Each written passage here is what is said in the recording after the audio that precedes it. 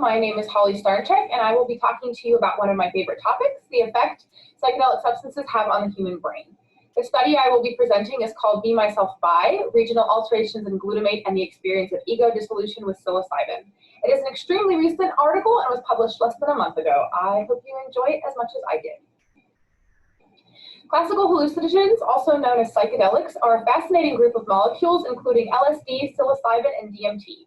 A recently renewed interest in these compounds as treatments for a slew of mental health conditions has elicited a psychedelic renaissance in which novel research is being produced at an astounding rate. Previous research has shown them to be highly beneficial for treating conditions such as anxiety, depression, PTSD, and addiction with few reported side effects. Rapid downregulation of the 5-HT2A serotonin receptors, which these substances function as agonists for, lead to rapid tolerance, meaning these substances have little to no potential for abuse. Additionally, no LD50 has been established for humans. The lethal dose is much higher than could ever reasonably be ingested. These substances are believed to elicit their psychedelic effect by agonism of the 5-HT2A receptors located on cortical pyramidal neurons.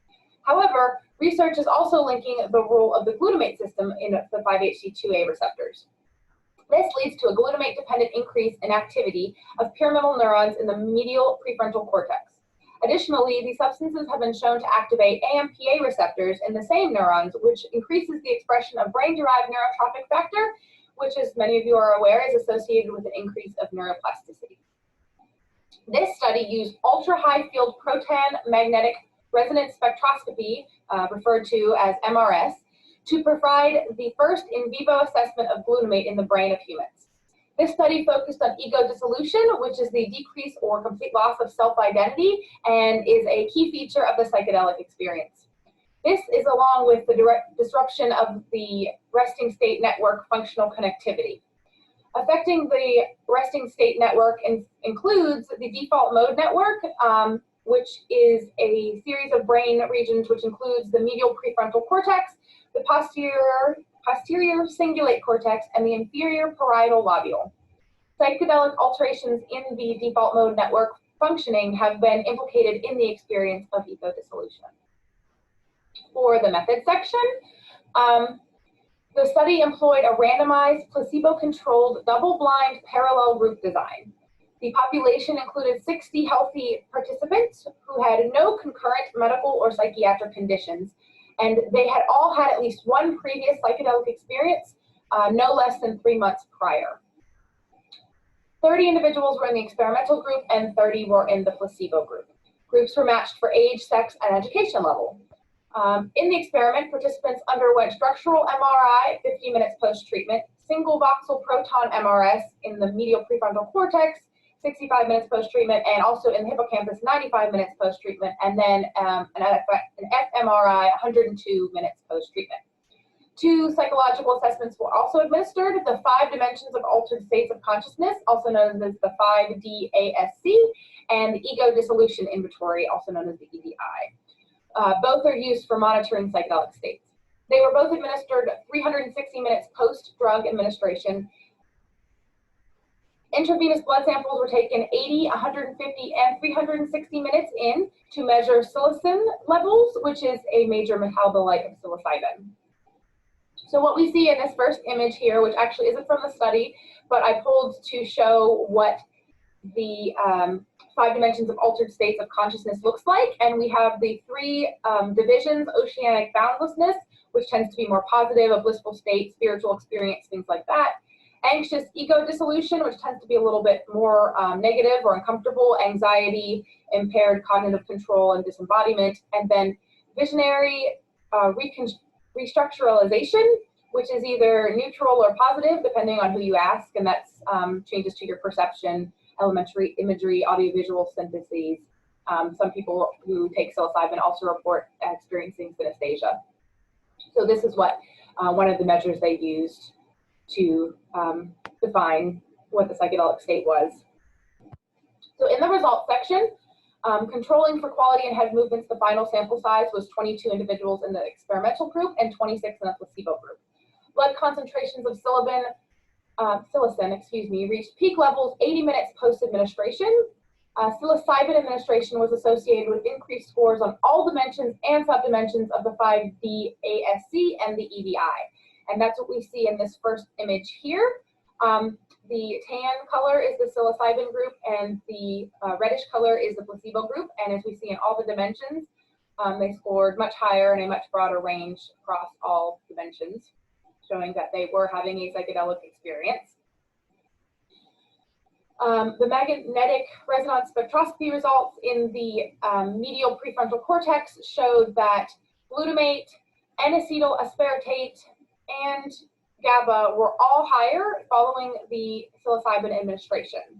The MRS results in the hippocampus showed that glutamate levels were lower following psilocybin administration as compared to control. But they saw that there was less co-activation of within network activation in visual networks 1 and 2, both subcomponents of the default mode network, and the auditory network with the psilocybin administration. The researchers found that widespread increases were common in the between network functional connectivity for experimental conditions. And we see that over here in figure 4. And you see the anterior default mode network, posterior default mode network, visual 1, visual 2, and the auditory, and we see the difference in where the brain activation was depending, and we see the glutamate levels depending, and we see higher levels in the psilocybin for these certain areas in the medial prefrontal cortex, but lower in the hippocampus.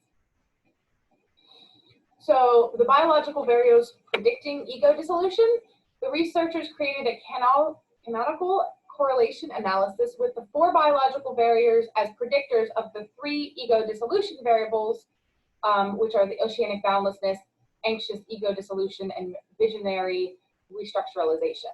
And they found 2 of them to be statistically significant, which explains 65.9% of the variance. And the 2 they found to be statistically significant were oceanic boundlessness, abbreviated OB, and anxious ego dissolution. For the function 1, they found that anxious ego dissolution is the dominant contributor and oceanic boundlessness is secondary. The biologic variable is the medial prefrontal cortex glutamate increase is the primary predictor, and the anterior default mode network functional connectivity is secondary. So what this showed is that the strongest predictor of someone having a negatively experienced dissolution was the increase in the medial prefrontal cortex glutamate.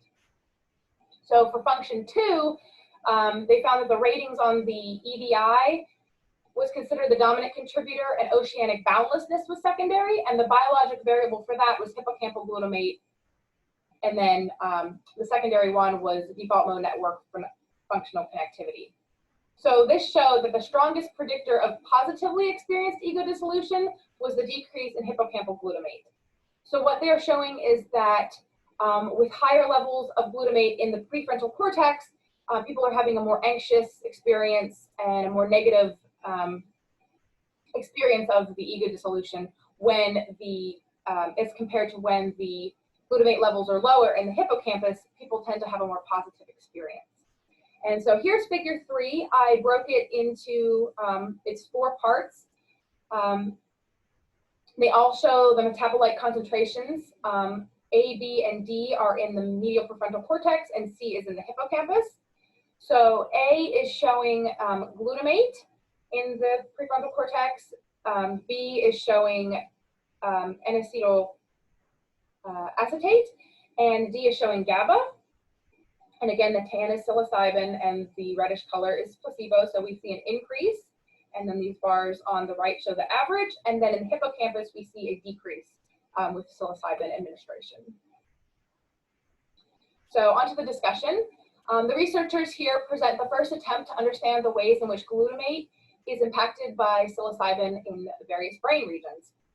The results show that participants who received psilocybin had higher relative glutamate levels in the medial prefrontal cortex and lower relative glutamate levels in the hippocampus. These changes in the medial prefrontal cortex glutamate were linked with a negatively experienced ego dissolution, while alterations in the hippocampal glutamate predicted a more positively experienced ego dissolution.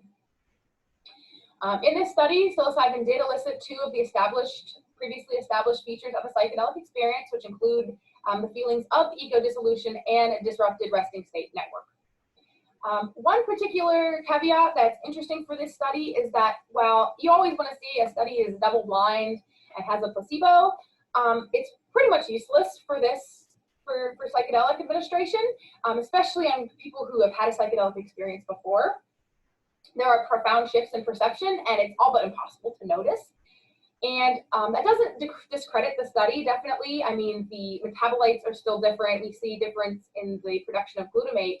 It's just an interesting thing to think about that, you know, if you administer something like oxytocin, they really don't know if they've been, you know, administered in the experimental group, but about an hour into this, I'm sure the participants who had been administered psilocybin were aware of it.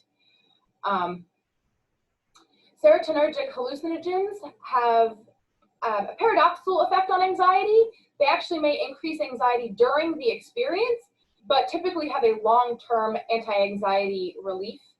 And this may be due to the alterations in glutamate levels that may have some further genomic effects. It definitely adds a possible neurological basis for the long-term anti-anxiety effects, and shows how altering glutamate levels in different brain regions can lead to these alternating effects, not just with psilocybin use, but also with other substances such as ketamine. Previous research has shown that indirect activation of glutamate networks by agonism of the 5-HT2A receptors increases brain-derived neurotrophic factors and neuroplasticity, which gives another mechanism that may explain the long-term anti-anxiety effects and perhaps reducing some of that learned fear, which has been shown by a lot of other psychedelic research. The researchers note that the dose administered in this study was low to moderate, and the participants did not experience complete ego dissolution, which is also called ego death, which is a complete loss of self. It's important to note that high levels of psychedelic drugs are not conducive to being placed in an MRI study. They didn't want the participants to freak out and have a bad trip. So they gave them low to moderate doses, which would be considered therapeutic. The degree of ego dissolution had previously been linked to long-term increases in well-being and overall positive clinical outcomes. So the researchers did know that they were unable to accurately measure GABA levels and suggest that future research study focus on that. Additionally, the researchers did not observe all brain structures within the default mode network and kind of didn't look at the posterior cingulate cortex, which also should be the focal point of future research. Overall, the study had results that were statistically significant and relatively profound. Future research on classical hallucinogens is definitely necessary in order to further our understanding of these molecules as well as their impact on neurological functioning. Please feel free to email me with any questions or read the study yourself. It's super interesting and a pretty easy read, and I hope you enjoyed it as much as I did. There are my references, and thank you for your time.